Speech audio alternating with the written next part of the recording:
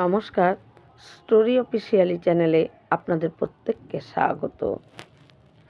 আমি আজকে একটা সুন্দর কাহিনী বলছি। আসলে আমরা অনেক সময় দেখি যে আমাদের সন্তানের দ্বারাই হোক বা নিজেদের লোকের দ্বারাই আমরা কষ্ট ভোগ করি, আমরা কষ্ট পেতে হয়। আমরা তখন হয়তো কিছু বুঝতে পারি না। একই মা বাবার হয়তো দুটো সন্তান একইভাবে লালন পালন করেও একজন হয়তো খুব ভালো এবং মা বাবার প্রতি তার ভক্তি শ্রদ্ধা সব কিছু থাকে, আর একজন হয়তো খারাপ হয়, যে মা বাবাকে কটু কথা বলতে বা তাকে কাঁদাতে বা তাদের মনে দুঃখ দিয়ে কথা বলতে তাদের কোনো যায় আসে না। আমরা নিজেরা তখন বুঝতে পারি না। অনেক সময় দেখা যায় যে পতি-পত্নীর মধ্যে বনিবনা হচ্ছে না, হয়তো বাইরের লোকদের সঙ্গে ভালো ব্যবহার করছে কিন্তু ভালো ব্যবহার করছে না। তাই আমাদের যত রকম কষ্ট দুঃখ যাই পাই না কেন, আমরা কিন্তু নিজেদের মধ্যে থেকেই আমরা সেটা পাই।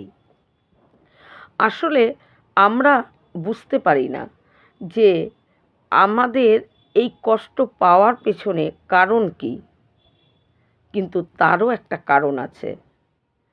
আমাদের নিজেদের কোনো কর্মফল হয়তো আমরা তখন ভোগ করতে থাকি, আর আমরা সেটা বুঝতে পারি না।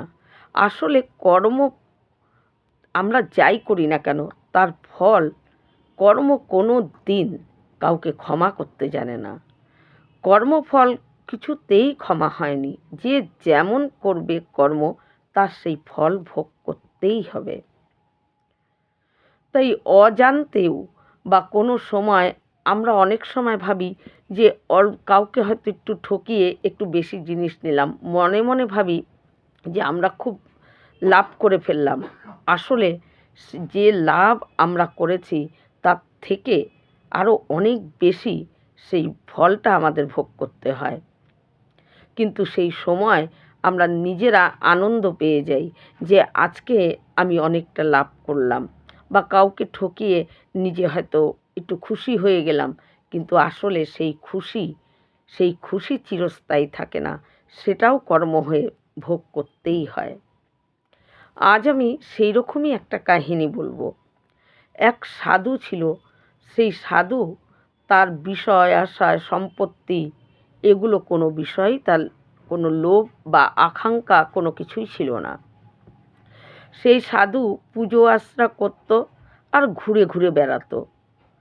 একদিন একজন তাকে, সেই সাধু যখন ঘুরে ঘুরে বেড়ায়, সেই সাধুকে দেখে একজন দুটো স্বর্ণ মুদ্রা দেয়, কিন্তু সাধু নিতে অস্বীকার করে যে আমি স্বর্ণ মুদ্রা নিব না, আমি কি করব, আমি ভবঘুরা এক সাধু, আমার কোনো প্রয়োজন নেই। কিন্তু সে যখন খুব জোরাজোরি করে, তখন সাধু সেই দুটো স্বর্ণ মুদ্রা নিয়ে নেয়। তারপর থেকে সাধু কী করে, যখন প্রতিদিনই পুজো আশ্রা সেরে সাধু ঘুরে ঘুরে বেড়ায়, আর যে তাকে ডেকে যদি কেউ স্বর্ণমুদ্রা দেয়, তখন সে কী করে, নেয়। তখন আর সে না করে না, সে নেয়। কিন্তু নিয়ে সে কী করে, এইভাবে ঘুরতে ঘুরতে সাধুর আর কেউ একটা দুটো এই রকম স্বর্ণমুদ্রা দিতে দিতে সাধুর কাছে বেশ কিছু স্বর্ণমুদ্রা জড়ো হয়ে যায়। কিন্তু সাধু মনে মনে ভাবে এগুলো তো স্বর্ণমুদ্রা, তার রাখার মতন সেরকম কোনো জায়গা নেই যে এগুলোকে সুরক্ষিতভাবে রাখতে হবে, নাই চুরি হয়ে যাবে বা কেউ দেখলে নিয়ে চলে যাবে, সামনের উপরও রাখতে পারে না। তাই সাধু কী করে, একটা বাঁশ কেটে এবং ফাঁপা বাঁশের মধ্যে ওই স্বর্ণমুদ্রাগুলো রেখে, এবং সেই বাঁশটাকে সে দুদিক থেকেই মুখ আটকে তাকে একটা কাপড় দিয়ে জড়ায়, এবং নানা রকম ফুল টুল ওই বাঁশটার মধ্যে গুজে গুজে গুজে গুজে রাখে। আর যেখানেই যায় ওই বাঁশটাকে সঙ্গে নিয়ে যায়, যাতে কেউ বুঝতেও না পারে যে সাধুর ওই বাঁশের ভেতরে এত মানে সম্পত্তি, এত মূল্যবান যে স্বর্ণ মুদ্রা আছে, তার কেউ যাতে আঁচও না করতে পারে। এমনভাবে বাসটাকে সাজিয়ে রাখে ফুল দিয়ে। এইভাবে সাধু প্রতিদিনই ঘুরতো বাসটা নিয়ে, আর বাড়িতে এসে বাসটাকে রেখে তারপর সাধু কোনো রকমে তার কুটিরে রাত কাটাতো। আবার দিন হতো পুজো আশ্রা করে ওই বাস নিয়ে ঘুরতো।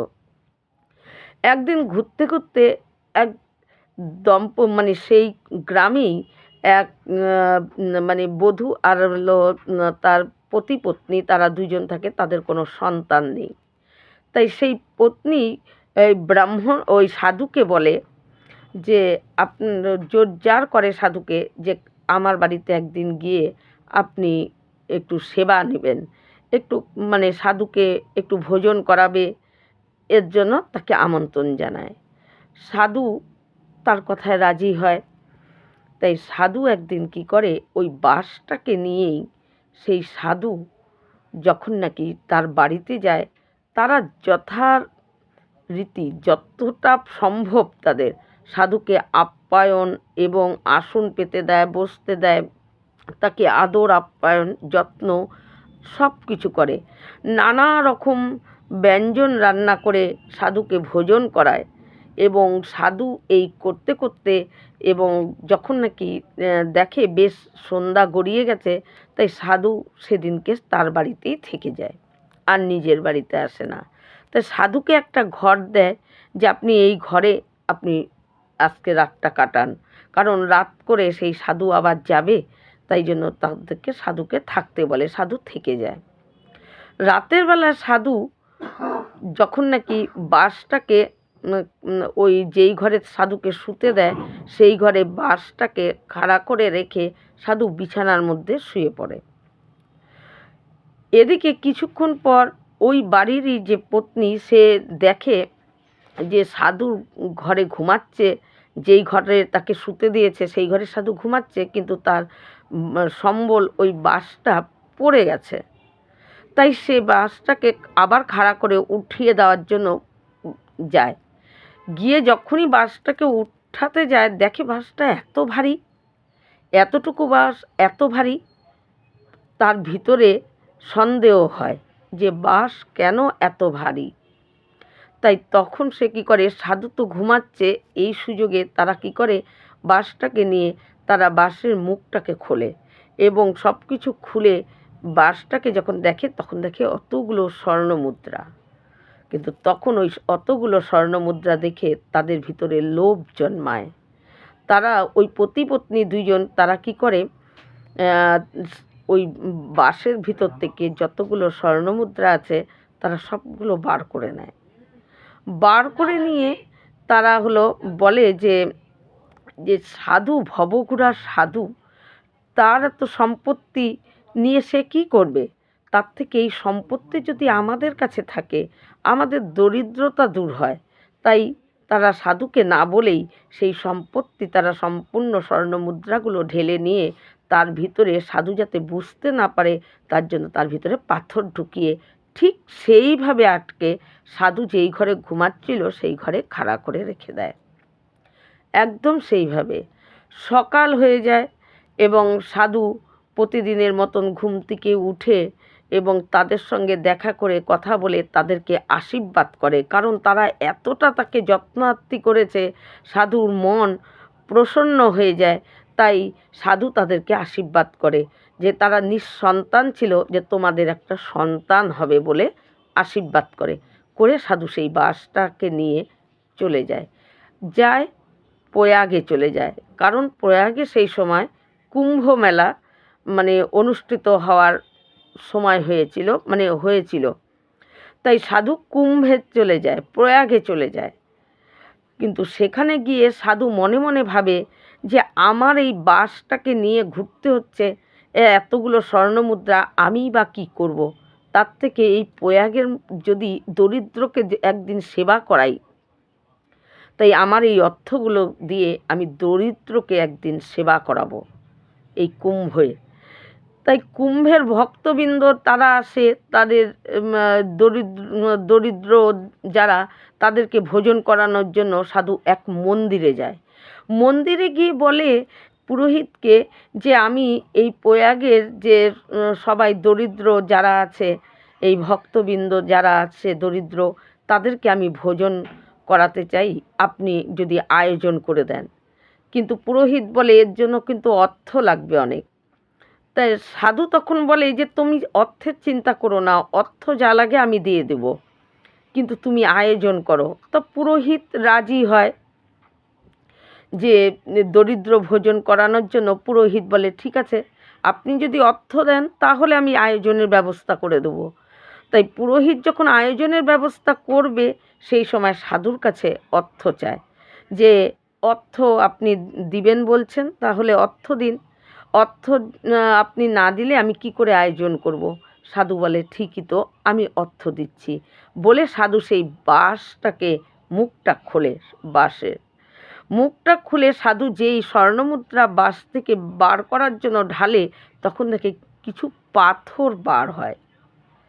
সাধুর মন মানে একদম এতটা দুঃখ পেয়ে যায় মন থেকে, সেই দীর্ঘশ্বাস যে পড়ে, সেই দীর্ঘশ্বাসই আমাদের জীবনে কর্ম হয়ে যায়।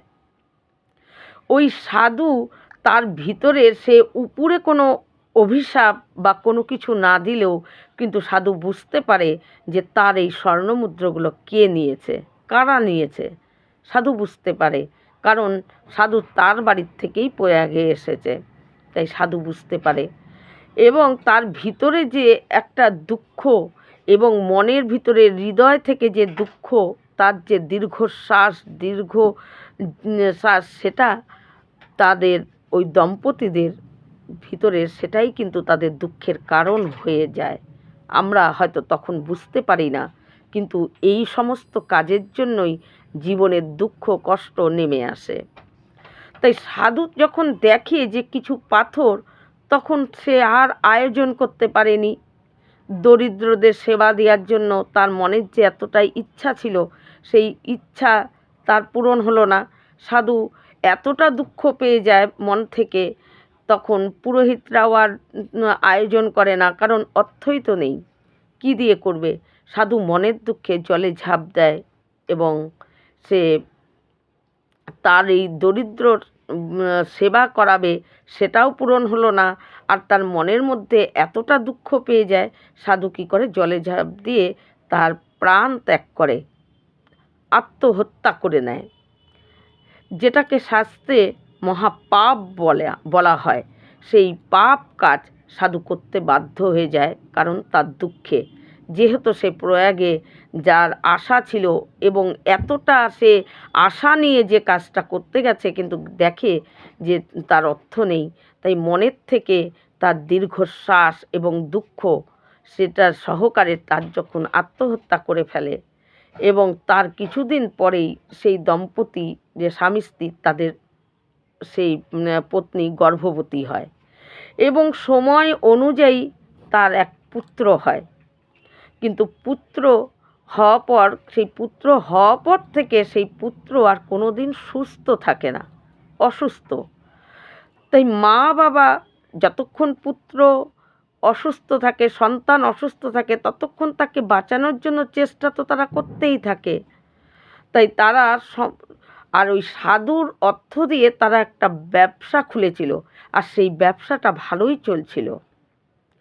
কিন্তু সেই ব্যবসার টাকা ওই পুত্রের পেছনে তার চিকিৎসার কারণে লাগাতে সেই ব্যবসা তো তাদের শেষ হয়ে যায়, এবং ঘরে যতটুকু যা ছিল সব সর্বশান্ত হয়ে যায়। কিন্তু অসুস্থতা কিছুতেই সুস্থ হয় না সন্তান।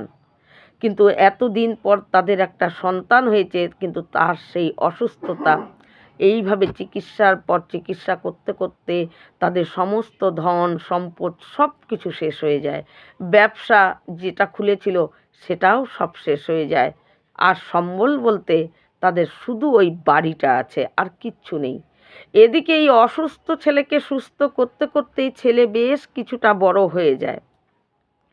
ছেলে যখন 9-10 বছরের মতন বড় হয়ে যায়, তখন ছেলেও দেখে যে তার পিতামাতা সব শেষ হয়ে গেছে সম্পত্তি, বাড়িটা ছাড়া আর কিছু নেই। তারা দুজনের মধ্যে স্বামী স্ত্রী আলোচনা করে যে সম্বল বলতে এখন বাড়ি, এখন এই বাড়ি বিক্রি করেই ছেলের চিকিৎসা করতে হবে।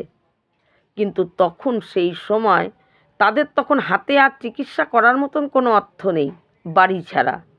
এগুলো চিন্তা ভাবনা করতে করতেই তখন তাদের যে সন্তান সে তখন বলে তার পিতামাতাকে যে আমার খুব ইচ্ছা যে প্রয়াগে গিয়ে আমি দরিদ্রদেরকে যদি সেবা করাও, এটা হলো আমার ইচ্ছা। কিন্তু পুত্রের এই ইচ্ছা, কিন্তু পিতামাতা বলে যে কোথায় অর্থ পাবো প্রয়াগে গিয়ে দরিদ্রকে সেবা করানো, এটা তো অনেকটা অর্থের প্রয়োজন, সেই অর্থ তো নেই। তখন তার পুত্র বলে কেন, আমাদের বাড়িটা তো আছে, বাড়িটা তো আমার চিকিৎসার জন্য মানে বিক্রি করে দেওয়ার কথা হচ্ছেই, তা কেন না তাহলে সেই বাড়িটা বিক্রি করেই চলো প্রয়াগে গিয়ে আর দরিদ্রকে সেবা করাই। এখন সন্তানের কথায় পিতামাতা আর কী করবে, যদি তার সন্তান সুস্থ হয় এই প্রয়াগের দরিদ্রদেরকে সেবা করার ফলে, তাই তারা কি করে তাদের শেষ সম্বল যে বাড়িটা ছিল, মাথা গুঁজার জন্য যে রাতের বেলায় মাথা গুঁজার যে ঠাঁইটা ছিল সেটাকেও তারা বিক্রি করে দেয়। এবং সেটাকে বিক্রি করে যখন ওই পুত্রকে নিয়ে তারা প্রয়াগে চলে যায়, সেই বাড়ি বিক্রির টাকার অর্থ দিয়ে প্রয়াগে গিয়ে তারা ওই দরিদ্র ভোজনের আয়োজন করে। আয়োজন করার পর দরিদ্ররা যখন ভোজন পায় এবং তখন সেই পুত্র বলে আমি একটু গঙ্গায় ডুব দিই, স্নান করি, এই বলে গিয়ে সে গঙ্গার জলে নেমে যখন ডুব দেয় তখন যেন সেই গঙ্গার জল থেকে ওই সাধুর মতন তার পুত্রের গলার থেকে এসে একটা তারা আওয়াজ শুনতে পায়। তারা অবাক হয়ে যায়, বলে যে আমার সম্পত্তি তোমরা যেভাবে নিয়ে আমাকে না বলে নিয়ে আমার সম্পত্তি তোমরা গ্রাস করেছিলে, তাই তোমাদের ঘরেই আমি সেই সাধু পুত্র হয়ে তোমাদের ঘরে জন্মে তোমাদের সমস্ত সম্পত্তি শেষ হয়ে গেল এবং শেষ যে মাথা গুঁজার ঠাঁই বাড়িটা সেটাও তোমাদের থেকে চলে গেল। আর আমার ইচ্ছা ছিল যে প্রয়াগে সমস্ত দরিদ্রদেরকে সেবা করাবো, সেই সেবাটা আমি তোমাদের আমার অর্থ তোমরা নিয়েছিলে বলে তাই আমার এই কাজটা অসম্পূর্ণ থেকে গেছিল, তাই এই জন্মে আমি সেই কাজটাকে সম্পূর্ণ করলাম। আর তোমাদের এই অর্থ নেওয়ার জন্য আমি মনের দুঃখে একটা ভয়ানক পাপ, যে নিজের আত্মকে হত্যা করা, আত্মহত্যা করার মতন পাপ কাজ আমি করতে বাধ্য হয়ে গিয়েছিলাম তোমাদের জন্য। আজ আমি তোমাদের ওই অর্থ দিয়েই আমার সেই প্রয়াগে দরিদ্রদেরকে সেবা করার যে ইচ্ছা ছিল সেটা পূরণ করলাম বলে দেখে যে তাদের যে সন্তান সে গঙ্গার জলে মৃত শরীর তার ভেসে ওঠে এবং তারা তখন বুঝতে পারে যে তাদের সন্তান তাদের এই দুষ্কর্মের জন্য একজন সাধু তার যে অর্থ তাকে সবাই দান করেছিল সেই অর্থ তাকে না বলে না জানিয়ে তার থেকে সেটাকে নিয়ে নেওয়ার যে তাদের যে এত বড় খারাপ কর্ম হয়েছে তার কর্মফলই তাদের এতদিন সেই সাধুই সন্তান রূপে তাদের ঘরে জন্ম হয়ে এবং সেই তাদের সমস্ত ধন সম্পদ, এমনকি তাদের বাড়ির মাথা গুঁজার যে বাড়িটা সেই বাড়িটাও তার জন্য তাদের দিতে হয়েছে। এবং তখন তারা বুঝতে পারে যে আমাদের সেই সাধুর অর্থ নেয়ার যে ফল সেটাই আমরা ভোগ করলাম এতদিন ধরে। তাই এই রকমই যদি কারো হৃদয়কে কাঁদানো যায় বা কটু কথা বলা যায় বা কারোর চোখের জল, বলে না যে চোখের জল কখনো বৃথা যায় না, চোখ দিয়ে এক ফোঁটা জল কেউ যদি কারো কথায় কারো চোখ দিয়ে জল বার হয় সেই চোখের জলের দাম তাকে দিতেই হয়। তাই আমরা আমাদের জীবনে আমরা এমন কোনো কাজ করে ফেলি, তাই নিজেদের মানুষদের মধ্যে থেকেই আমরা সেই ফল ভোগ করি। আমরা নিজেদের মানুষদের মধ্যে থেকেই আমরা যখন ফল ভোগ করি আমরা হয়তো বুঝতে পারি না যে কেন এরকম করছে বা কেনই বা এরকম হচ্ছে, কিন্তু সেটা আমাদের কোনো কর্মফল আমাদের ভোগ করতে হয়। তাই সবসময় এইভাবেই চলা উচিত, যাতে কোনো কাউকে ঠকিয়ে কোনো নিজে লাভ করলাম, এই লাভ কতটা করা গেল, কিন্তু তার লাভের যে মাসুল সেটা কিন্তু অনেক বড়, অনেক বড় তাকে দিতে হয়। তাই সেগুলো ওরকম কাজ করা একদম উচিত না। কাউকে দুঃখ দিয়ে কথা বলা উচিত না, এবং যতটা পারা যায় যে ভালোভাবে, আসলে কাঁদানো খুব সহজ, কিন্তু কারো মনে আনন্দ দেওয়াটা অনেক কঠিন। তাই যতটা সম্ভব প্রত্যেকের মনে আনন্দ দিয়ে, যাতে আমার বাণীতে, আমার ব্যবহারে কারো খুশি হয়, আনন্দ উপভোগ হয়, তার হৃদয় খুশিতে ভরে ওঠে, কিন্তু কখনো যাতে সে দুঃখ না পায়, এইভাবেই চলা উচিত। এই রকম ভিডিও পাওয়ার জন্য আমার চ্যানেলটিকে সাবস্ক্রাইব করবেন। নমস্কার।